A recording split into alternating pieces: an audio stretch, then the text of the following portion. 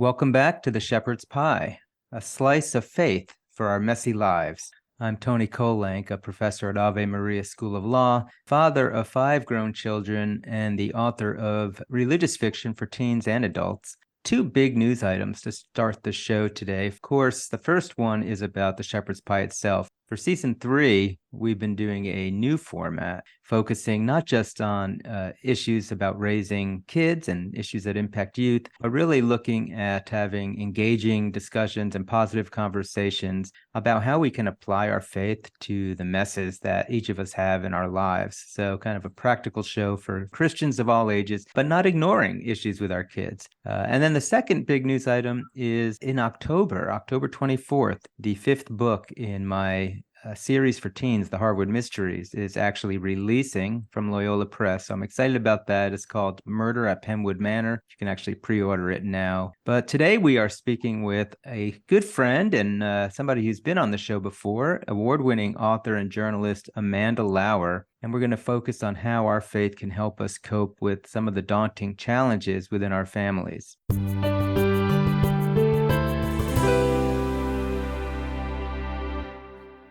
My guest today is Amanda Lauer. She's an award-winning author and journalist, the author of the Heaven Intended Civil War series. In addition, she's written 2 time travel novels, Anything But Groovy and Royal and Ancient, which we'll be talking about with her today because it's her latest release. She's also contributed short stories to several anthologies. She's been married to her husband, John, for over 40 years. They have 4 grown children. Amanda, welcome back to the Shepherd's Pie. Hi, thank you, Tony. I appreciate you having me on today. So real quick, before we jump into Royal and Ancient, tell the listeners a little bit more about maybe how you've gotten into writing all these books. Yeah, I started my career many years ago, 40 some years ago, as a proofreader in the insurance industry. And I did that for like 5 years until we had our first child. And when I went back into the workforce, I did proofreading again for a major newspaper in our state.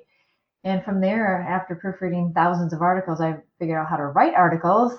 And when they were short of reporters for various things, I volunteered to start being a beat reporter, basically. When our particular papers folded, basically after 9/11, I went into freelance proofreading and freelance writing and writing articles. Well, one thing I found out about being a journalist is every journalist has a dream of writing their own book. And I really wanted to write a book that was something I wanted to read, something I had been looking for forever. I had been introduced to historic romance novels when I was probably in 8th grade by my mom, but they were the classic, what they call the bodice rippers. And so they weren't exactly clean historic romances. I wanted to write a book that was a clean historic romance, something that I'd be proud to have my kids and my grandkids read someday. And that's exactly what I did. And it was about a 6-year process from the beginning, the first word on the page, to actually holding that book in my hand. So my first book that came out in 2014 was A World Such as Heaven Intended, the first book in my Civil War series. And I just this week started book 6. So it's going strong. That's great. I'm still in the middle of writing book 6 in my Harwood Mystery series too. So look at that. I guess we're racing nose to nose to see who can get book 6 out first. Yeah, I know, having read some of the Civil War books in your Heaven Intended series, that you really don't shy away from dealing with some of the tough issues that come up in life, in our messy lives, if you will. But the one that was just recently released is not in that series. It's called Royal and Ancient, and I actually had a chance to read it and even give you a little cover copy for it. So tell us a little bit about that one. It's kind of a time traveling book, right? Yep. So this is the second time travel book I've written. I love the genre. When I was in school, I was at a really tiny little Catholic school in northern Wisconsin where I went to grade school. And I read the book A Wrinkle in Time. I can't tell you how many times I checked that book out of that library. I've always been fascinated with that topic. So I had written the first one, which came out in 2021, which was called Anything But Groovy. I had this idea, and I wrote a short story that was included in one of the anthologies by Catholic teen book authors. And so that was Ashes, Visible and Invisible. So I wrote a short story for them. And I ended up creating an entire book out of it, which is Royal and Ancient. And I actually had this idea probably 9 or 10 years ago. I started the first chapter, and it just kept getting put on the back burner as other things were going on with my writing career. But this is a story about a 17-year-old girl in the United States. She's working at a golf course. It was her job in the city she's in, and her dad's in the Air Force. He's a single father. And so it's literally her last day of work before they're moving to the opposite coast, to the West Coast. And while she's working this golf outing, she gets struck by lightning. And she wakes up, and she doesn't know it at the moment, but she's actually in Scotland on the oldest golf course in the world, Royal St. Andrews, and it's the year 1691. And she is tasked with basically figuring out how to live life in an ancient age. And she falls pretty hard for the clan leader's son, who's the person who found her on the golf course. And he has an interesting background of having been in the monastery or studying basically for the religious life. But Catholicism was outlawed in Scotland in the late 1600s. And so his family is basically putting themselves at risk by continuing to practice the Catholic faith. And she was born and raised Catholic.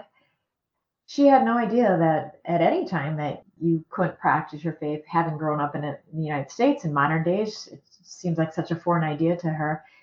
And she ends up getting kind of embroiled in the politics of the time because the MacDonald clan hadn't signed an oath to the King of England, basically saying that they wouldn't practice their faith anymore. Then there's an event that occurs the next year called the Glencoe Massacre, which happens while she's there. And so things get very interesting, I would say. But the story is, it's not all, gloom and doom. There's a lot of humor in this because you have a modern girl with a young man from the 1600s, and they clash a lot, their observations about life, but she learns so much from him because his faith is so strong. She loves his family too because it's a typical larger Catholic family, and she's an only child with a single parent, so life is a lot different, the day-to-day life. And she realizes life in the 1600s, even though it was harder in some aspects, in a lot of aspects, it was actually better from her perspective because without the cell phones and the iPads and all the distractions, people just spent a lot more quality time together. And she realized the most important things in her life were the relationships and the interactions. So she learns so much when she's there. Of course, she's always thinking about, is she going to get thrown back into modern days? She doesn't know. But what she does is she depends on her faith. And she just feels like if God brought her to it, he'll bring her through it. Yeah, that's really interesting. And maybe can you just talk a minute or two about the history in Scotland? I don't know that probably the typical American knows about, religious persecution in Scotland in the time that you're writing. How did that even happen? And what did that persecution look like for Christians living there? Well, Scotland was traditionally a Catholic country, I mean, for centuries. This kind of all goes back to King Henry VIII, which is in about the year 1540, which I just finished another book in that era, so that'll come out next year. But when he wanted to divorce his first wife because she wasn't able to bear him a son, he basically broke with the Catholic Church and started the Church of England so that he could marry his second of six wives. And that created, a big division, obviously, between the Catholics, the traditional Catholics in England, and the people who were following the Church of England, which was his new church. And of course, he wanted everyone to follow it. And, the United Kingdom, it's basically, you've got Wales and Scotland and Northern Ireland and England, of course. So basically, all the countries that were under the control of England had to follow King Henry VIII and the Church of England for a while. And it depended too who was in charge, because there was his daughter Mary who was queen and his daughter Elizabeth who was queen, and one was Catholic following the faith and one was following the Church of England. So depending who was in charge of each country at various times. But it got to the point where they wanted everyone to be following the Church of England, basically. And they wanted to stop Catholicism. I don't know a better way to put it, but so it was forbidden to be to be practiced. For a long time, people were persecuted, literally martyred for practicing the faith. And a lot of people at that time, too, when this first came about, they were practicing in secret because they did not want to give up on their faith. And what happens in the story, and this is based on a true story, is the MacDonald clan was practicing in secret. They were no longer using the chapel on their grounds. And another clan found out, potentially. They don't really know how the story went, but someone reported them, and the leaders of the MacDonald clan were basically slaughtered by, again, they're not exactly sure who, if it was soldiers from Britain, if it was their neighboring clan, but that was the Glencoe massacre. As you were doing research for the book and as you're drawing it out in the characters in your novel here, how did people keep their faith when they had that kind of persecution? And then did you discover any interesting kind of stories that would tie into that? Yeah, many people were basically tried for treason for like hiding monks in their houses, or helping religious people escape or what have you, because a lot of people were actually going to other countries like France or places like that where they could still practice the faith. Or people were doing it, like I said in my book, they had a safe room or a secret room where they were practicing, and there was a gentleman living on their property who was actually a priest, but who was disguised as like a handyman. So people were either doing it kind of underground, practicing the faith underground, or they were professing that they had embraced the Church of England, but they secretly hadn't. Or they were people who were defying the Church of England and paid the ultimate price for doing that. And over the course of the story, obviously, it's mostly a romance kind of taking place in this context. Are there any of the kinds of life issues that we would recognize in our modern time that, your characters have to encounter in the novel? I think one of the big plot lines is that the young man that our heroine falls in love with, basically. So we have Bronwyn and we have Ian. Ian's sister is a young newlywed, and she and her husband are expecting, and there's complications with the delivery of the baby. This is a time travel novel, of course, but so Bronwyn is traveling through time, and she doesn't want to tell everybody because she thinks she'll be accused of being a witch or something. But eventually, the secret gets out, and the people who know assume, well, you've come from 300 years ahead. You must know how to fix all this, how to take care of this. If you're really from the future, come and help with this birth. And this poor girl, she knows nothing about medicine other than seeing a few births in a movie or something. And so she is thrown into the situation where she's really in over her head. And all she has to go from is a situation in her real life of an aunt's delivery of her cousin that is similar to what this young lady is going through. And she relies on her knowledge of that situation and her faith. Trust me, there was a lot of praying going on as she was trying to help this mom and this baby survive.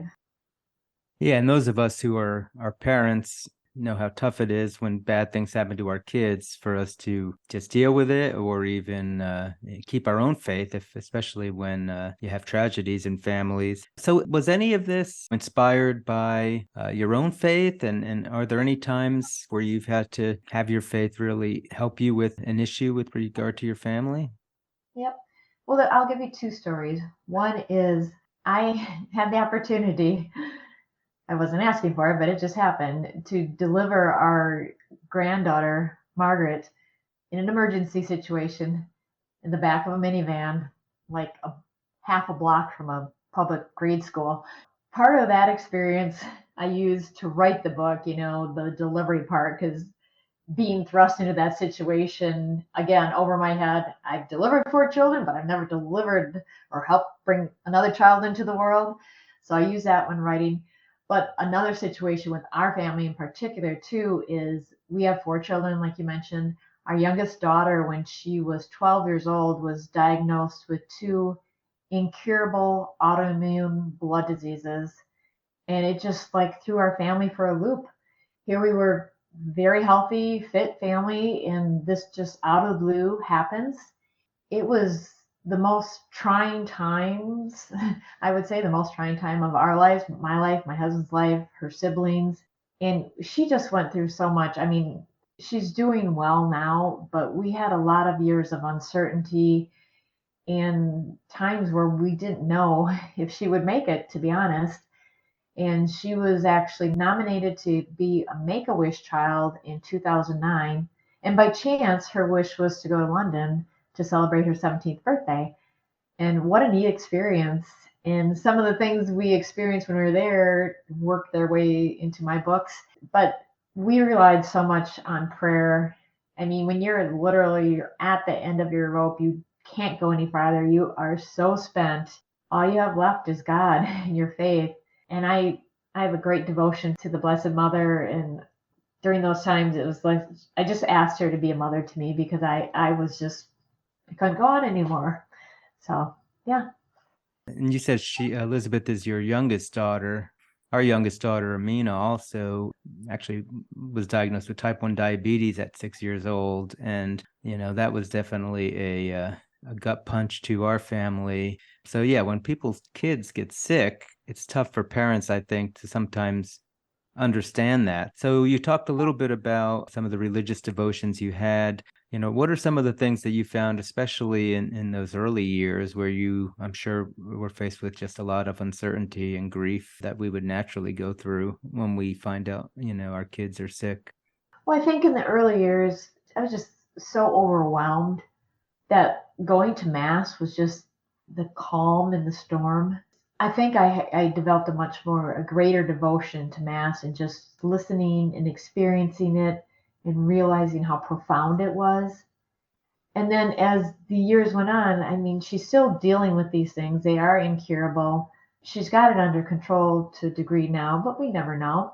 And like I mentioned, I have a devotion to the Sacred Mother, to the Blessed Mother, and that has just grown so much through the years because back in the day, I had it wasn't like a daily rosary prayer, but the last few years I pray the rosary daily. I go to Mass multiple times a week, and then during Lent, I throw in extra days there. But I just feel like the more prayers, the better. I'm always lighting candles for Elizabeth and our kids at church. I pray for them all the time. If I see something, a nice Bible quote or something, and it makes me think of them, I'll send it along. Or so Elizabeth definitely knows she's wrapped up in prayer. That's for sure. One of my favorite Bible verses from Romans is that God brings good out of all the things in our lives, whether they're good or bad events. Of course, I'm paraphrasing. And I'm wondering if, as you look back on your life since Elizabeth was born, was that actually an event that led to your faith being able to deepen and your practices in your faith to grow? I mean, would your faith be the same today, except for your daughter being sick? I would say not. I think it was a huge eye opener that I needed to look at my life and needed to deepen my faith and not just do things by rote, not just go to church every Sunday because that's what I'd always done since I was a child. I was inspired basically to learn more about the Catholic faith and to realize, just like I said before, how profound this faith is. And I read many books every year. A lot of them are Catholic fiction, of course, but I also read a lot of books about the Catholic faith. And I want to be well versed so I can tell other people about it and invite them to be a part of it, and especially invite the people back who've chosen, for whatever reason, to leave the Catholic faith. It's sad when I hear that. I want every fallen away Catholic to come back to the church, and I want to bring with them all sorts of people who have never experienced the beauty of this faith to come to the church as well. In a few minutes, we're going to do our entertainment segment. And I know you've got a book that you've been reading that you think is actually beneficial for people who are reframing their lives. What advice might you have for especially a parent who, when they first learn that one of their kids is in some way in harm's way, whether it be an illness or something else that happens to them, from your own experience, and any practical advice and how they get through that with their faith intact? Hang on to your faith, deepen your faith, pray to the saints. There's so many saints who have specialties that might help what your child is going through. I mean, parents have kids have addictions, they have all sorts of things, not just illnesses per se. So hang on to your faith, deepen your faith, make sure you keep your whole family together. Like even just little things, like we added a font by our back door, and everybody, when they walk out the back door, they cross themselves. And I'm not afraid to talk about my faith. I feel like before I was a little reluctant to do it, but now, especially with my kids, and it's kind of funny because even my grandkids, they know that anything Catholic wise, grandma's the person to talk to. If they have a question about a saint, if they have a question about what goes on at Mass, the kids all direct them to me. So, yeah, I would say hang on to your faith. If people offer to help you, it's okay to take them up on the help. That's one of the things we're so used to being so independent. But if someone offers to bring a meal or something, don't be so reluctant to say yes. It's like people want to help and they feel good helping, so you don't have to feel awkward accepting help from people. And I guess try to with the other kids to make sure you don't forget about them and put them aside, because I know they tried to make their needs less so we could keep our focus on Elizabeth, but you still need to be involved in their lives as much as you can and to support them because they're going through a lot too. All good advice. All right. So if folks are interested in getting a hold of any of your books, whether it's your Civil War series or some of your time travel books or your most recent release, Royal and Ancient, where should they go to do that? Well, I would say my website is probably the easiest, amandalauer.com, or Amazon, like everyone does. Yes. And of course, can they get your books at a small, independent or Catholic or Christian bookstore too? Well, yes, here in my city in Appleton, Wisconsin, they can go to St. Patrick's bookstore. So they carry all my work there. All right. Well, let's go ahead and take a quick pause for our entertainment segment.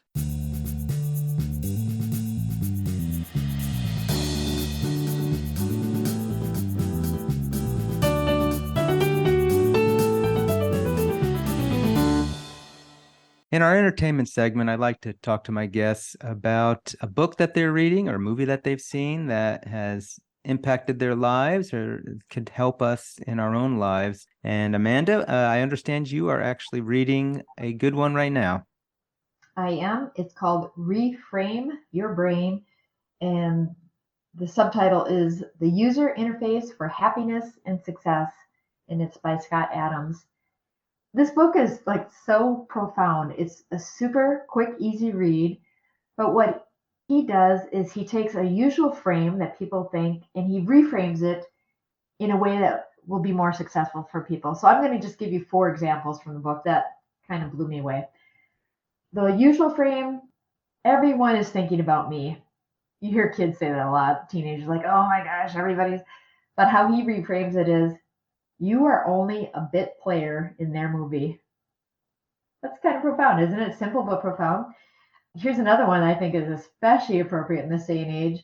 The usual frame is, social media is a form of entertainment.